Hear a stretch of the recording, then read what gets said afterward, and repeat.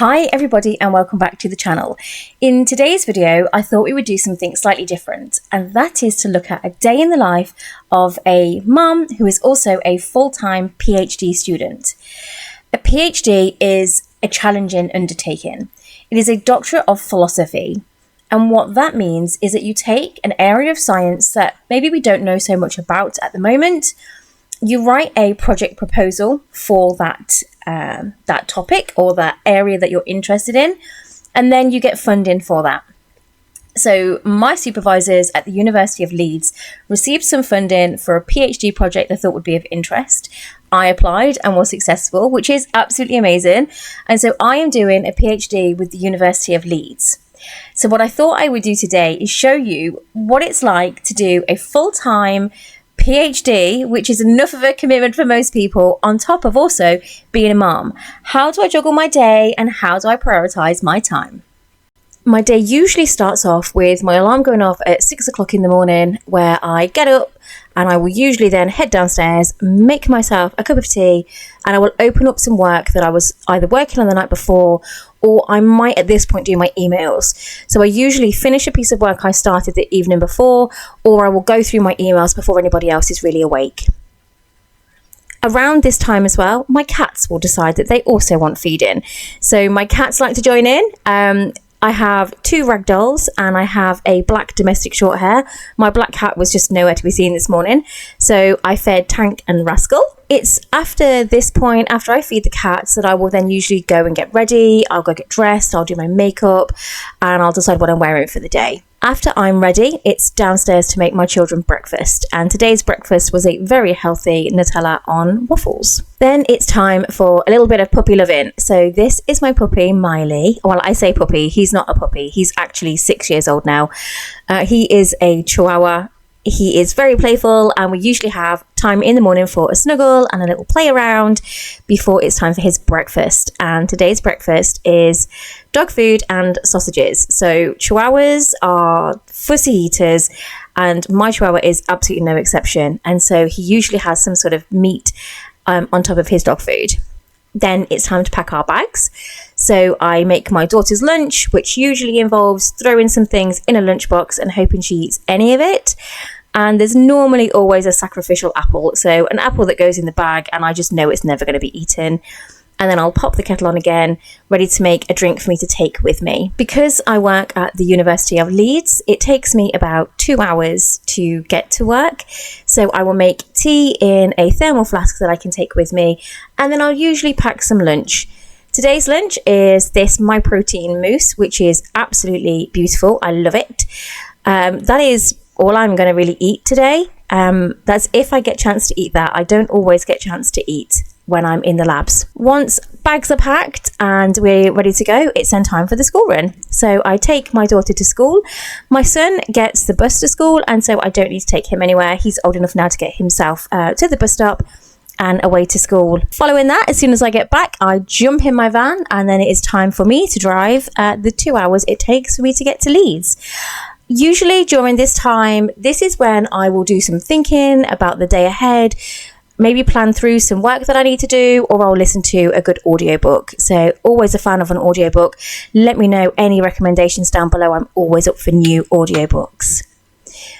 After I've parked up, my walk to Leeds then involves heading past this beautiful mural of Rob Burrows. I'm sure most people have heard of Rob Burrow.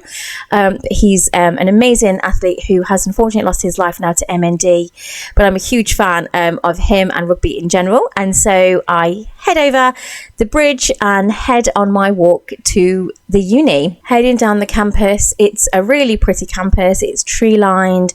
We have plenty of coffee shops. There's all sorts. It's beautiful. And I end my walk towards the labs going through the sustainability garden, which is a beautiful garden where they're growing lots of different food for everybody. I then head into the building and head into the labs.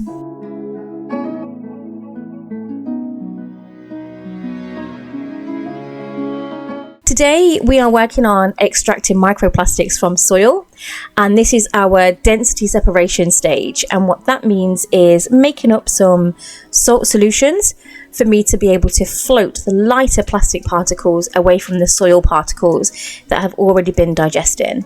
So we're in the labs. Lab coat is on, absolutely essential. And even though it was a really hot week, I did need to wear full trousers and boots because you can't have any skin showing in the labs. And gloves are obviously essential. When working in the labs, you need to label up everything that you're working with. And so here I am labeling up all of the beakers with what is going to be inside the beaker. So NaCl is sodium chloride, so a salt solution, and the density I'm going to be putting that to. And then here is my setup. So my scales, my sodium chloride, and my earbuds. We head over, once we've got all of our stuff labeled, to these are fume hoods. So the fume hoods are where we can conduct experiments that we don't want to get any sort of contamination, or maybe an experiment that is going to be quite volatile or going to release gases that you don't want anybody else to breathe in.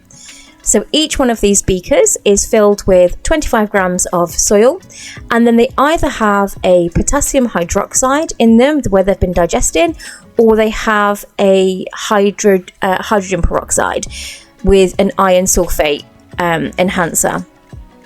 So these have been sitting. I've done one extraction of liquid already, so I've got 2 fume hoods going. I don't want any aerial particulate to go into any of the beakers.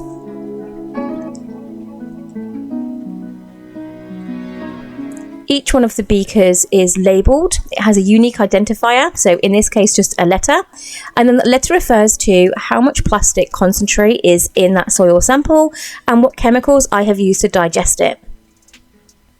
And so now we're going to make up our salt solutions.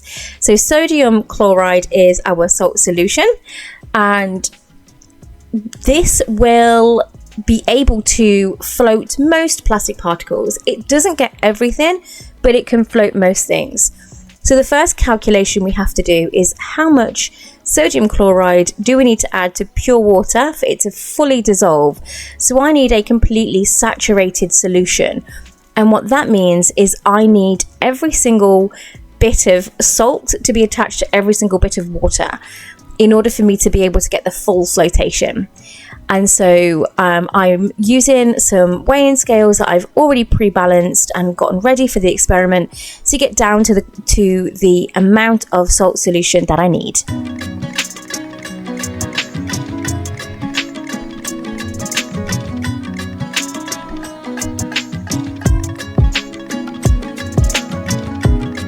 It can be a really fiddly process. So I need 90 grams.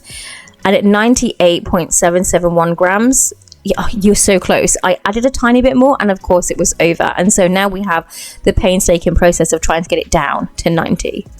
This will do. I'm fine with that.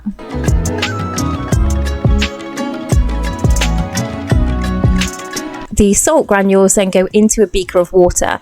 The beakers are all on a hot plate that is heating up the water. So it is best to heat up the water. It enables the reaction to happen much quicker and much more likely for the salt to bond to all of the water. And then we simply repeat that process. So here I am in fast mode. I wish this was real life, but I have to do this again for every single beaker.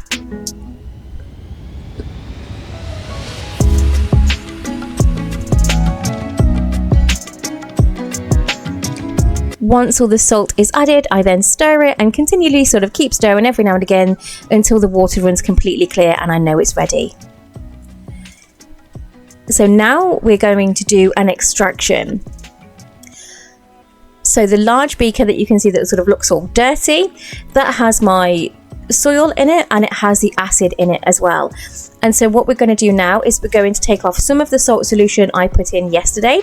It needs 24 hours to work. I'm going to be taking some of that off and I'm going to be adding it to a fresh beaker.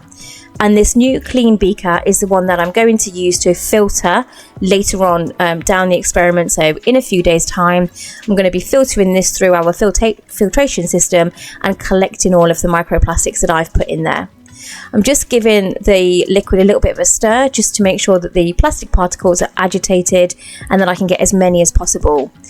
So the point of this experiment, I've added a known concentration of plastic to each one of my beakers, and I want to see if the methods I'm using are going to extract a high quantity of that microplastic.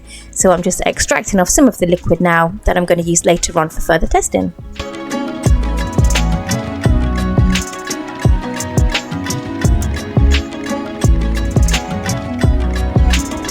And now we repeat that for all the beakers. Now we have our sodium chloride, and I need to add 250 ml of the sodium chloride to every single one of those beakers. So we're going to be here for a while.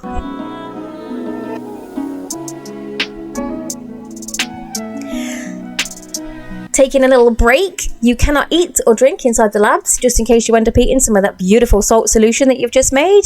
So I'm just taking a little step out of the labs at the moment and having a little drink. So we've added all of our salt solution now to all of our beakers. They're all ready to go.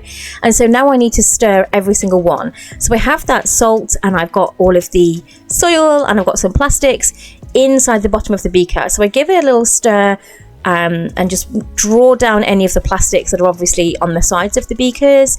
And then I add this little magnet here inside the beaker. It's on a plate, and what that plate will do is it provides some electric charge that goes through, and it makes the magnet sort of start spinning, and then that spins the beaker for me. So I don't have to manually stand here and stir every single beaker to make sure it's done. I can let a magnet do all the work for me. And again, I will leave that to stir for probably about a minute, and I will do that for every single beaker.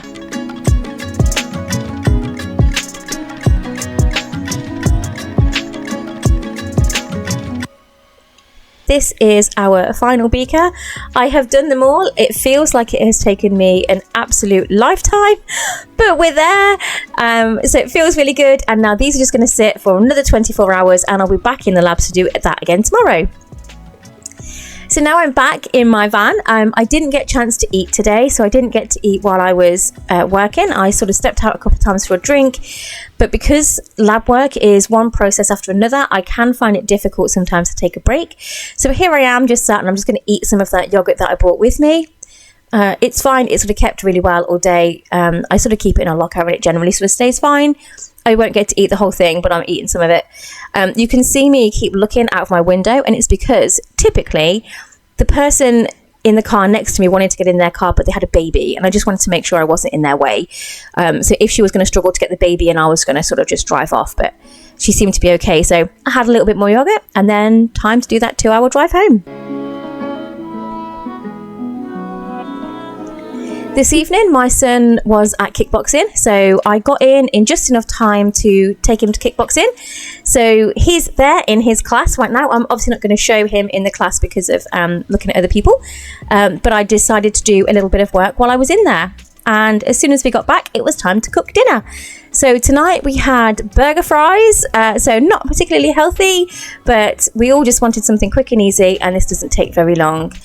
My evening then usually consists of a little bit more reading for myself, getting everybody bathed and ready for going to sleep, and then spending a little bit of time with my children, reading stories, chatting to them. They can tell me about their day, and then usually that's it, and we all sort of head to bed, and then the next day I get up and I do it all over again. So that is a day in the life of a mum doing a PhD.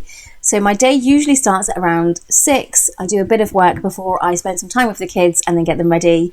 I then spend my day in the office or in the labs. I prefer being in the labs to being in the office. And then I will spend my evening with the kids and then do a little bit more work once they're sort of settled. So my children are old enough now to sort of go off. They want to go do their own thing. I'm not the cool mom anymore that I used to be. So they sort of head off, play with their friends or do what they want to do. And then we all sort of come back together later on into the evening, and that is when I will sort of chill out and relax and usually watch some YouTube, if I'm totally honest. So that is a day in the life of a mum doing a PhD. It's quite busy, it's quite crazy, but with good time management skills, you can get it all sort of managed to fit it all in and get everything done. So let me know if you would like to see anything in particular about PhD life. Do you want to see around the campus? I will happily show you around. Do you want to know how to apply for a PhD or what a PhD means? Let me know if you have any questions about academic life. I'm more than happy to answer them. Or any questions about mum life, I can do my best to answer. I have kept 2 whole human beings alive now for 13 years and 9 years, so we're doing okay so far. But I am by no means saying that I am an expert in the mum department. Sort of trying to juggle full-time mumhood and full-time PhD is a challenge. So I really hope you've enjoyed this video. Thank you so much for joining me. Back to our usual content soon, our science-based content that I like to do here.